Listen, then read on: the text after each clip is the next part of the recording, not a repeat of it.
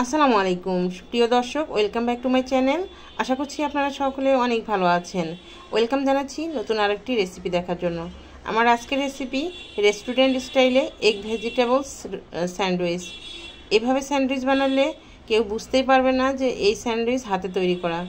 Sandwich দেখতে যেমন রেস্টুরেন্টের মতো, আলহামদুলিল্লাহ খেতেও কিন্তু অনেক বেশি মজা হয়। আপনারা বাসায় একবার হলে ট্রাই করে দেখবেন। এই স্যান্ডউইচ রেস্টুরেন্ট থেকে কম কিছু নয়। তো এই স্যান্ডউইচ কীভাবে তৈরি করলাম সেটা জানতে হলে ভিডিওটি না টেনে পুরোটাই দেখবেন। আশা করছি আপনাদের কাছে অনেক ভালো লাগবে।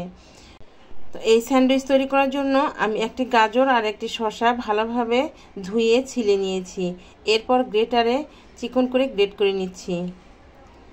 এবার এই গ্রেট করা গাজর আর শসা হাতে চিপে এর মধ্যে যে এক্সট্রা পানি আছে সেই পানিটা ফেলে দিব। আর দেখুন গাজর আর শসা চিপে নেওয়ার পর কতটা ঝরঝরে হয়েছে। এবার স্প্যাচুলা দিয়ে গাজর আর শসার দলাগুলো ভেঙে দেব। এবার এর মধ্যে দিয়ে দিচ্ছি আগে থেকে সেদ্ধ করে রাখা দুটো ডিম। ডিম দুটো আমি গ্রেট করে দিচ্ছি। আপনারা চাইলে কাঁটা চামচ দিয়েও ম্যাশ করে দিতে পারেন।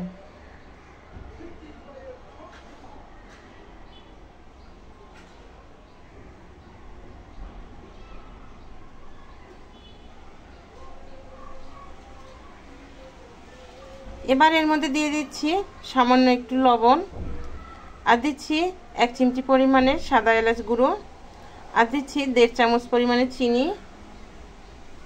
দিচ্ছি 1 চিমটি পরিমাণে গোলমরিচ গুঁড়ো। এগুলো দেওয়ার ফলে স্যান্ডউইচ থেকে খুব সুন্দর একটা ফ্লেভার আসবে, আর ডিমের যে একটা বাজে স্মেল আছে সেটাও দূর হয়ে যাবে। এবার এর মধ্যে দিয়ে দিচ্ছি 1 চামচ লেবুর রস। লেবুর রস দেওয়ার পরে সবগুলো উপকরণ খুব ভালোভাবে মিশিয়ে নিব। এমনভাবে মেশাতে হবে ডিম, শসা, গাজর সবগুলো উপকরণ যেন খুব ভালোভাবে মিশে যায়। মেশানো হয়ে গেলে এখানে আমি দিয়ে দিচ্ছি মেয়োনিজ। এই মেয়োনিজ আমার ঘরে তৈরি করা। তো এই রেসিপি আমার চ্যানেলে দেওয়া আছে, খুব সহজভাবে আপনাদের সঙ্গে শেয়ার করেছি। তো আপনারা চাইলে কিন্তু এই মেয়োনিজ রেসিপিটা দেখে নিতে পারেন। এবার এখান থেকে 2 চামচ মেয়োনিজ আমি এর মধ্যে দিয়ে দিলাম। যদি পরে লাগে তো আরও দিয়ে দিব। এবার মেয়োনিজের সঙ্গে খুব ভালোভাবে সবগুলো উপকরণ মিশিয়ে নেব। তো আমার কাছে কিন্তু স্যান্ডউইচে একটু মেয়োনিজটা বেশি হলে ভালো লাগে বেশি, তবে আপনারা আপনাদের টেস্ট অনুযায়ী দেবেন। তো আমার মনে হচ্ছে এখানে আরও একটু মেয়োনিজ দিলে ভালো লাগবে, এই জন্য আমি আরও 1 চামচ মেয়োনিজ দিয়ে খুব ভালোভাবে মিশিয়ে নিলাম।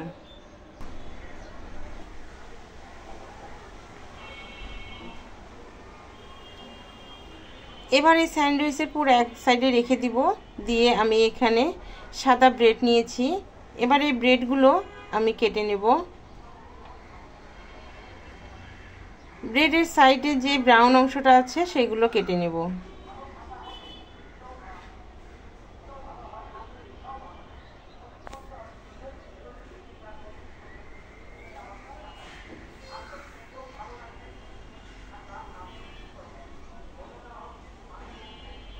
তো এভাবে আমি সবগুলো ব্রেড কেটে নিব।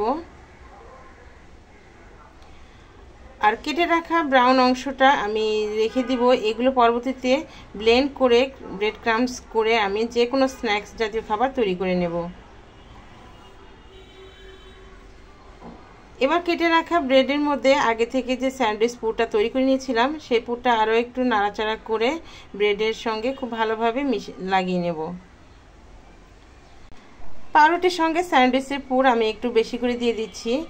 এই স্যান্ডউইচ পুর একটু বেশি করে দিলে ভালো লাগে, তবে আপনারা যে যেমন খেতে পছন্দ করেন কম বেশি করে দিয়ে দিবেন। এবার এর উপরে আরও একটা পাউরুটি দিয়ে একটু চেপে চেপে এভাবে লাগিয়ে দিচ্ছি। আপনাদের বোঝানোর সুবিধার্থে আমি আরও একটা পাউরুটিতে এই পুর লাগিয়ে দেখিয়ে দিচ্ছি।